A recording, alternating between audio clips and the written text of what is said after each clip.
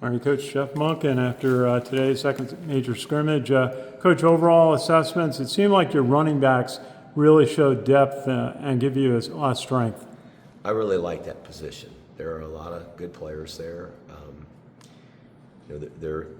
To have Hayden Reed, who I think is a terrific player, he can do it all. He can run and catch and block, and he's kind of shown that, proven that over the last couple of years. But Carson Smith and Jake Rendina, just really strong, tough runners, and Briggs Bartosh is a little bit of a change-up. He's a smaller guy, but very explosive. So I like all those guys. It's a good room. And your quarterbacks, obviously Dwayne Coleman played early, and then Cale Helms played quite a bit, had a nice touchdown pass, ran the ball well. Obviously Ethan's on the sideline now. How do you feel about your quarterback situation? I think it's pretty much taken its shape to this point. Dwayne's at the top of the depth chart, and he deserves it. He's really practiced well through preseason camp. He's got experience. But Cale is such a good competitor. You saw that today, I think, just to him running the ball. He made some good decisions. Ethan, unfortunately, is hurt, so we're keeping our fingers crossed there. And then we got Zach Mundell, who's kind of in the bullpen over there and really good athlete, and we'd be comfortable with him in a game too. And just on defense, nice to see Jabril Williams get an interception towards the end. Your freshman Banks, at linebacker, had a nice play. How do you feel about the defense progressing? They started off slow. I think we started off slow on both sides of the ball. Credit to the scout team; those guys were excited, playing hard. They made some plays, and the defense gave up some third down conversions early in the scrimmage. Gave up some big plays, 10 plus yards, 15 yards. But they settled in and played much better as the day went along. And I think it's a good unit. I really do. And it's a fairly veteran group of guys. There's some new faces, but a lot of those guys have been in our program. Jabril's one of those guys. He's made his name on special teams here, and the block punts that we've had for touchdowns, that guy's seems like in on every single one of them. But for him to make that interception today is a really good play, and I'm happy for him, proud of him. He's been in our program and just slowly earned his way up to the top 3 or 4 guys at the corner, and he'll get some playing time there. So, talking to Hayden and Carson about the fullbacks becoming more complete players, yeah. Was there from last season to this season, was there a movement for that to have them a little bit more? I know Hayden showed it last year where he could play just about anywhere, Yeah. but now maybe Carson can do a little bit of everything. Briggs and also the other guys in there. Hayden is certainly the most versatile. He really can do it all.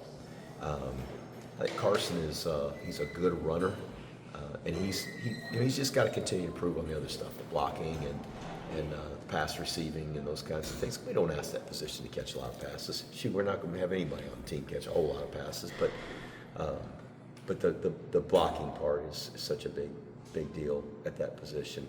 Jake Rendina is I can't say enough for him, the effort he's put in this offseason. He's lost about 20 pounds, really got himself in condition where he feels like he can be a more explosive, more effective runner. He's a good blocker, just a bull in a china shop. I mean, there's, when he's moving in a direction, everything else kind of seems to move in that direction too. And then, as I said, Briggs Bartosh, who's a young guy, he's just got a different gear. He's a different type of runner.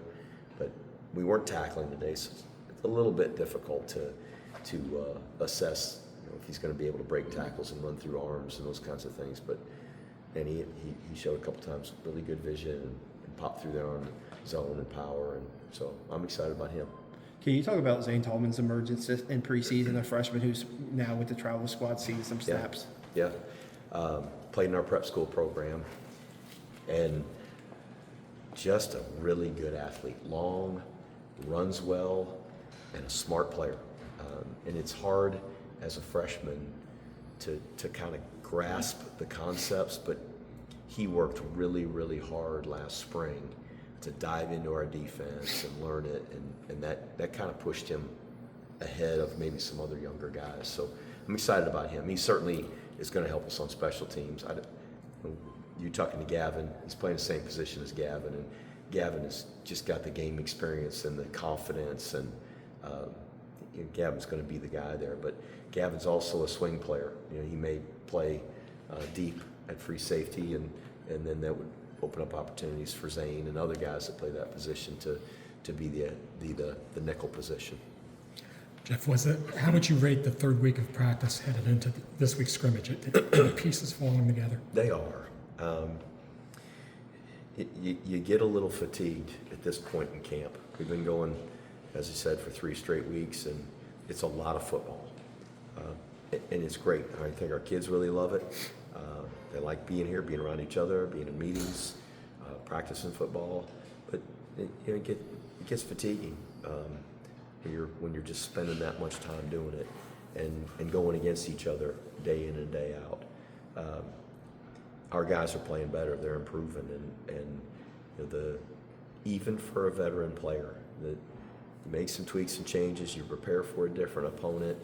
Sometimes there's some missed assignments that we've got to correct, and there's far fewer of those happening right now than certainly there were 3 weeks ago when we started, and that's positive. And those are things that we can control, and we have to do well.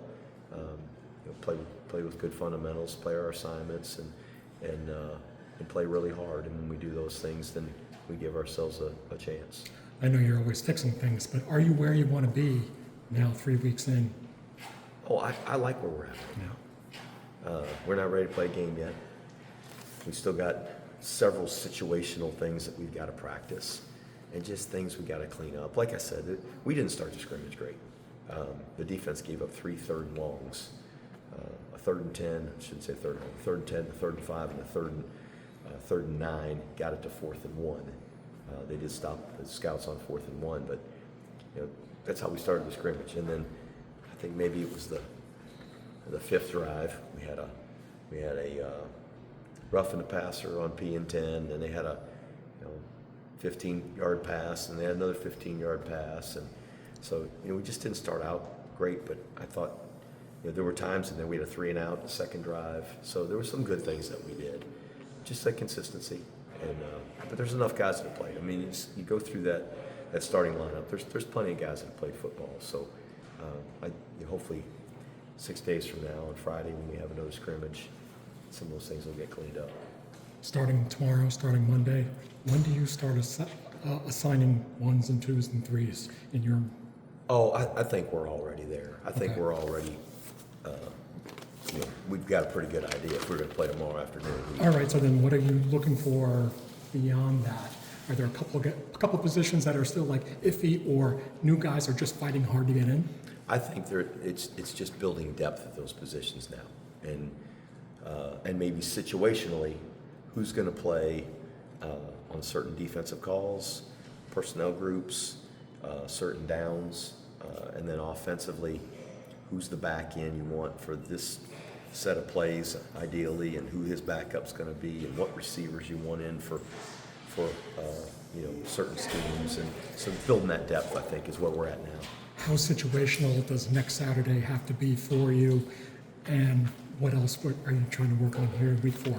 Next week in the scrimmage, there's going to be a lot of manufactured situations. So onside kicks and sudden changes and Hail Mary plays, just things that you don't have a chance to practice all the time. I mean the fun stuff. As long as it goes good, it's fun. When it goes away the other team, it's not as fun. But that's why we practice it, so we can hopefully when we get in those situations, then we've done it, and our guys they just feel like it's just part of the game. It's plays we practiced, and because oftentimes those situations are very tense. It's the game's on the line. When you got to recover an onside kick, or you got to get a successful onside kick and go get it to have a chance to win, or a Hail Mary play, or those are critical plays. And so to be in those situations and practice those, I think is good for our team. And they come up sometimes, and sometimes they don't. But when they do, you want to be prepared.